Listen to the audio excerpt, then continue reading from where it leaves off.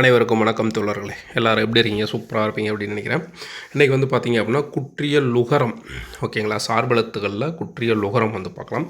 குறுமை plus L plus உகரம், எதுனா குற்றியல் லுகரம். L அப்படின்னா வந்து ஓசை, குறுகிய ஓசை உடைய உகரம் குற்றியல் லுகரம் என்று அழைக்கப்படுகிறது.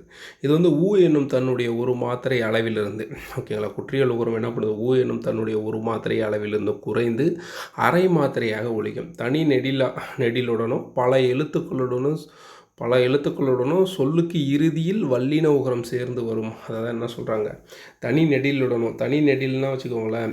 இப்போ கா, கி, கு, கே அந்த மாதிரி சொல்லுவாங்க, அது குறில். இது வந்து அதே தனி நெடில்னா கா, கி, கு, கே அந்த மாதிரி சொல்லுவாங்க. ஸோ அந்த மாதிரி எழுத்துக்களோடு சேர்ந்து வல்லின உகரம் சேர்ந்து வரும் அப்படின்னு சொல்கிறேன்.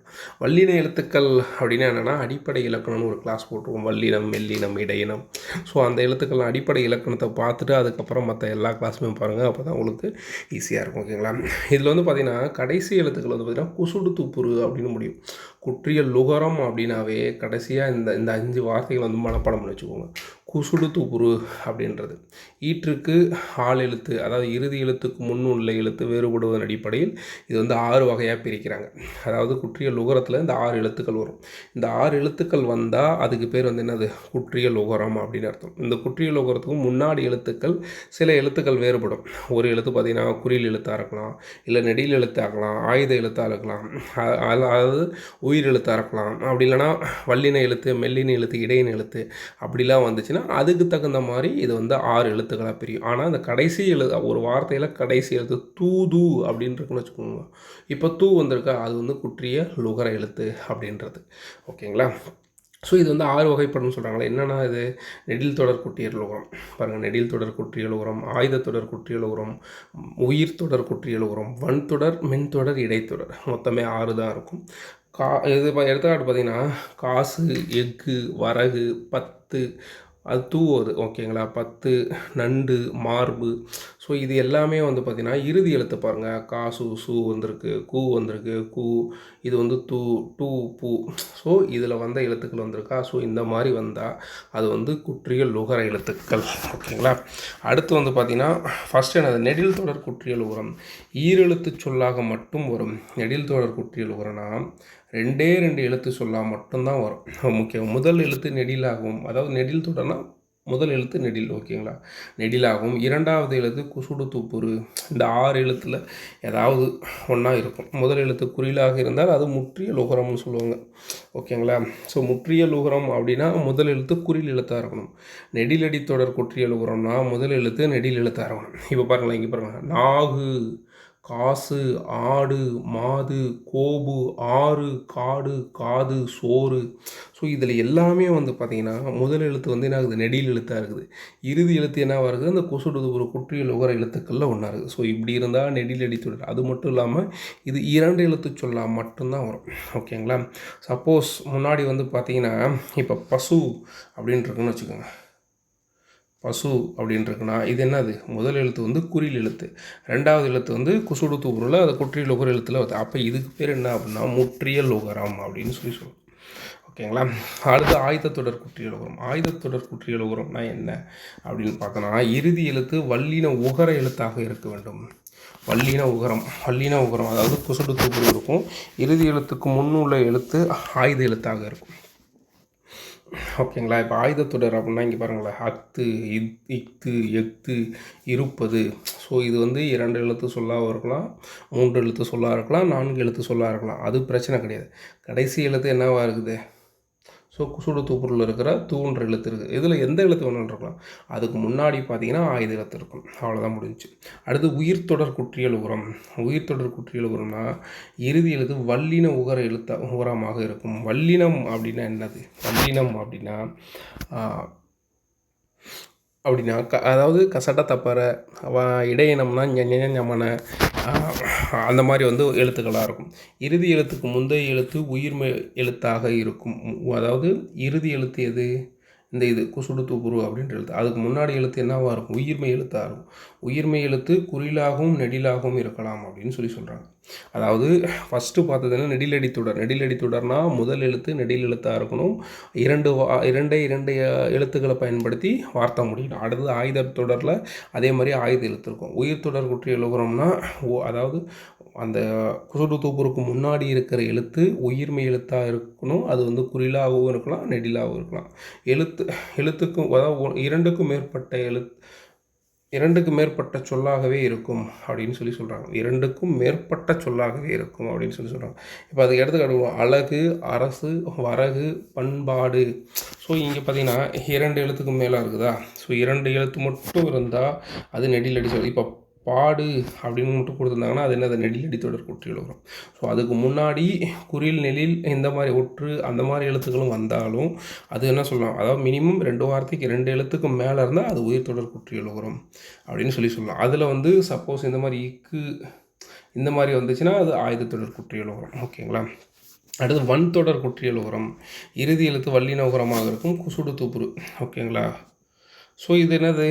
இறுதி எழுத்துக்கு முன் உள்ள எழுத்து வல்லின மெய் எழுத்தாக, அதாவது கசட தப்பற இருக்கும். இதுதான் சொன்ன வன்தொடர், மென்தொடர், இடைத்தொடர், இக்கு, இச்சு, இட்டு, இத்து, இப்பு, இரு. ஸோ இதில் மொத்தம் ஒரு 12 எழுத்துக்கள் இருக்கும். அதாவது காணாச்சாதாங்க கசட தப்பற அந்த மாதிரி ஞாபகம் வச்சுட்டிங்க அப்படின்னா அது இக்கு, இங்கு, இச்சின்னு சொல்லி நம்ம ஞாபகம் வச்சுக்கலாம். இப்போ இதில் பாருங்கள், எடுத்துக்காட்டு பாருங்களேன். இதில் இருக்கிற எழுத்தும் இங்கே வரும். இப்போ பாருங்கள், இட்டு, உப்பு, காற்று, இரு வந்திருக்கா? இங்கே இரு வந்திருக்கு. அடுத்து இக்கு இங்கே கூ வந்திருக்கு. இட்டு இறுதி எழுத்து பார்த்தீங்கன்னா குசுடு தூப்புருல இருக்கும். அதுக்கு உள்ளே இருக்கிற எழுத்துக்கள் பார்த்தீங்கன்னா வன்தொடர்னா வல்லின மெய்யாக இருக்கும். கசட தப்பற, இக்கு, இச்சி, இட்டு, இத்து, இப்பு, இரு அந்த மாதிரி எழுத்துக்கள் இருக்கும். அதே மென்தொடர் குற்றியல் உகரம் அப்படின்னா என்னென்னா இறுதி எழுத்து வல்லின உகரமாக இருக்கும். அது எல்லாத்துலேயுமே இறுதி எழுத்து வல்லின உகரமாக தான் இருக்கும். இறுதி எழுத்துக்கு முன் உள்ள எழுத்து மெல்லின மெய்களாக இருக்கும். ஞமன அப்படின்றது வந்து பார்த்திங்கன்னா வல்லின எழுத்து வந்து மார்புலந்து ஒலிக்கும். மெல்லின எழுத்து பார்த்திங்கன்னா வல்லின எழுத்து எங்கேருந்து ஒலிக்குது? மார்புலந்து ஒலிக்கும். மெல்லின மெய் எழுத்துக்கள் எங்கேருந்து ஒலிக்கணும்? மூக்குலேருந்து ஒலிக்கும். ஓகேங்களா? ஞமன, இஞ்சு, இன்னு, இன்னு, இம்மு, இன்னு. இங்கே அதே மாதிரி தான் இங்கேயும் குசுடு தூப்புரு கடைசீட்டில் வந்துடும். உள்ளே இருக்கிற எழுத்துக்கள்னா அது நம்மள வந்துச்சு அப்படின்னா அது மென்தொடர் குற்றியல் உகரம். அடுத்து வந்து பார்த்தீங்க அப்படின்னா இடைத்தொடர் குற்றியல் உகரம். இடைத்தொடர் குற்றியல் உகரம்ல என்னது? இறுதி எழுத்து வல்லின உகரமாக இருக்கும் குசுடு தூப்புரு. இடையின எழுத்துனா எரள வளல அப்படின்றதான். எரள வளல. ஸோ அதே மாதிரி இறுதி எழுத்துக்கள் குசுடு தூப்புருவாக இருக்கும். உள்ளே இருக்கிற எழுத்துக்கள் என்ன இருக்கும்? இந்த இடைத்தொடர் குற்றியல் உகரமாக இருக்கும். ஸோ இந்த மாதிரி எழுத்துக்கள் வந்துச்சுன்னா என்ன பண்ணுவாங்க? கொஸ்டின் எப்படி கேட்பாங்கன்னா இது 3 கொடுத்துட்டு இதில் ஒன்று கொடுத்துருவாங்க. ஸோ நமக்கு வந்து என்ன தெரியணும்? வல்லினம், இடையினம், மெல்லினம் அப்படின்னா என்னன்னு தெரிஞ்சால் தான் நம்ம வந்து இது 3 வந்து என்ன? அது இடைத்தொடர். அப்போ அது ஒன்று மட்டும் என்னது? வல்லினம். ஓகேங்களா? மெல்லின எழுத்து அப்படின்றது நமக்கு புரியும். அப்படி புரிஞ்சால் மட்டும்தான் பொருந்தாதது எது அப்படின்னு சொல்கிறதுல இந்த குற்றியல் உகரத்தில் இந்த 3லேருந்து தான் அடிக்கடி கொஸ்டின் வந்திருக்கும். அது ஓல்டு கொஸ்டின் பேப்பர் நான் ஆல்ரெடி போட்டிருக்கேன். அது பார்த்தீங்கன்னா உங்களுக்கே புரியும். ஓகேங்களா? ஸோ அதனால் அடிப்படை இலக்கணத்தை பார்த்துட்டு வந்து இதை பாருங்கள், ரொம்ப ஹெல்ப்ஃபுல்லாக இருக்கும். அடுத்து முற்றியல் உகரம் மேலே பார்த்தலைங்களா? தனக்குரிய ஒரு மாத்திரை அளவில் குறையாத உகரம். ஸோ இந்த கொஸ்டின் கேட்கறதுக்கான வாய்ப்புகள் நிறையா இருக்குது. ரீசெண்டாக பார்த்தீங்க அப்படின்னா நடந்த இப்போ தமிழ் எலிஜிபிலிட்டி டெஸ்ட்லாம் இந்த ஒரு கொஸ்டின் கூட விடாமல் எல்லாத்துலேயுமே கேட்டிருந்தாங்க. தனக்குரிய மாத்திரை அளவிலிருந்து குறையாத உகரம். ஏன்னா மற்ற எல்லாமே குறையும். குற்றியல் உகரம், ஐகர குறுக்கம், அவுகர குறுக்கம், மகர குறுக்கம் எல்லாமே குறையும். இந்த சார்பெழுத்துக்கள்லேயே வந்து பார்த்திங்கன்னா தனக்குரிய மாத்திரையில் குறையாமல் அப்படியே ஒலிக்கிற எழுத்து எது அப்படின்னா அது முற்றியல் உகரம் மட்டும்தான். தனிக்குறிலை அடுத்து வல்லின உகரம் குசுடு தூப்புரு. பெரும், பசு, அது, படு, பெரு, வகு, தபு. ஸோ இது எல்லாமே என்னது? அதாவது தனிக்குறியில் இருக்குது. அதை அடுத்து வர எழுத்து குசுடு தூப்புருவாக இருந்தால் அது முற்றியல் உகரம். மெல்லின உகரத்தை கொண்டு முடியும் அனைத்தும் முற்றியல் உகரம். மெல்லின உகரம் அதாவது நூ, நூ, மூ, நூ. ஸோ இந்த மாதிரி அதாவது காணு, உண்ணு, உருமு, எண்ணு, மின்னு. ஸோ இந்த மாதிரி மெல்லின உகரத்தை அடுத்து கொண்டு முடியும் அனைத்துமே வந்து என்னென்னு சொல்லலாம்? முற்றியல் உகரம் அப்படின்னு சொல்லலாம். இடையின உகரத்தை கொண்டு முடியும் அனைத்தும் முற்றியல் உகரம். இடையினம்னா இருளுவு, லூலு அப்படின்ற தள்ளு, தகவு, முழு, வாழு. ஸோ இது எல்லாமே என்னென்னு சொல்லலாம், இடையன உகரம். இடையன உகரத்தை கொண்டு முடியும் உகரம் முற்றியல் உகரம் அப்படின்னு சொல்லலாம். கடைசி எழுத்துக்கள் அப்படின்னா வல்லின உகரம் குற்றியல் உகரமாக இருக்கணும் பெரும்பாலும். மெல்லின உகரம் முற்றியல் உகரம், இடையின உகரமும் முற்றியல் உகரமாக இருக்கணும். குறுமை ப்ளஸ் இயல் ப்ளஸ் ஈகரம், குறுமை ப்ளஸ் இயல் ப்ளஸ் ஈகரம் குற்றியல் உகரம். குறுகிய ஓசை உடைய ஈகரம் தான் என்னென்னு சொல்லலாம், குற்றியல் உகரம். குற்றியல் உகரத்தில் வரும் ஈகரம் தன் ஒரு மாத்திரை அளவிலிருந்து குறைந்து அரை மாத்திரையாக ஒலிக்கும். ஸோ குற்றியல் உகரம் என்ன பண்ணுது, ஒரு மாத்திரையிலிருந்து குறைந்து எவ்வளோ அரை மாத்திரையாக ஒலிக்குது. ஆனால் இது பாருங்களேன், முற்றியல் உகரம் என்ன பண்ணுது, குறையாத உகரம், குறையாமல் அப்படியே முழுசாக ஒரு மாத்திரை அளவிலேயே ஒலிக்கும். ஓகேங்களா. அடுத்தது நிலைமொழி ஈற்றிலும். குற்றியல் உகரம் வருமொழியின் முதலிலும் எகரம் வந்தால் நிலைமொழி உகரம் இகரமாய் திரியும் அப்படின்னு சொல்கிறாங்க. இது அந்தளவுக்கு தேவையில்லை. எடுத்துக்காட்டு வீடு அப்படின்றது இட்டு ப்ளஸ் ஊ நிலைமொழி, யாது வருமொழி, வீடியது அப்படின்னு சொல்லி இது சேர்க்குறாங்களாம். ஓகே. மியா என்னும் அசை சொல்லை வருமொழியாக கொண்டவையே குற்றியல் லிகரம். மியா என்ற அசை சொல்லை வருமொழியாக கொண்டவை குற்றியல் இகரம் அப்படின்றாங்க. உள்ள இகரம் குறைந்து ஒலிக்கும், குற்றியல் இகரம் ஆகிறது.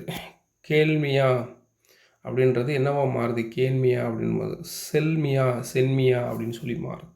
ஸோ அந்த மியான்ற வார்த்தை வந்துச்சு அப்படின்னா நீங்கள் குற்றியல் இகரம் அப்படின்னு சொல்லி ஞாபகம் வச்சுக்கலாம். அவ்வளோதான், முடிஞ்சு. ஸோ இதே பார்த்திங்கன்னா சார்பெழுத்துக்கள் ஸ்கூல் புக்லேயும் நான் போட்டிருக்கேன். ஒரே ப்ளேலிஸ்ட்டில் கன்வெர்ட் பண்ணி வச்சு போட்டிருக்கேன். அதை போய் ட்ரை பண்ணி பாருங்கள், ரொம்ப ஹெல்ப்ஃபுல்லாக இருக்கும். ஏன்னா அதை பார்த்துட்டு அதுக்கப்புறம் இதை பார்த்தீங்கன்னா ரொம்ப புரியும். ஒரு டைம் 2 டைமாக படிச்சிட்டிங்க அப்படின்னா நல்லா மைண்டில் நின்றுக்கும். ஓகேங்களா. அதுக்கப்புறம் நம்ம கம்யூனிட்டி கைட்லைன்ஸில் குஷ் போட்டிருக்கேன் ஃப்ரெண்ட்ஸ், அதில் ஜாயின் பண்ணிக்கோங்க. அதில் போய் பாருங்கள், பார்த்துட்டு கொஸ்டின் ட்ரை பண்ணி பாருங்கள். அதுக்கப்புறம் இந்த பிடிஎஃப் வேணும் அப்படின்னா டெலகிராம் சேனலில் ஜாயின் பண்ணிக்கோங்க. Bye friends, by.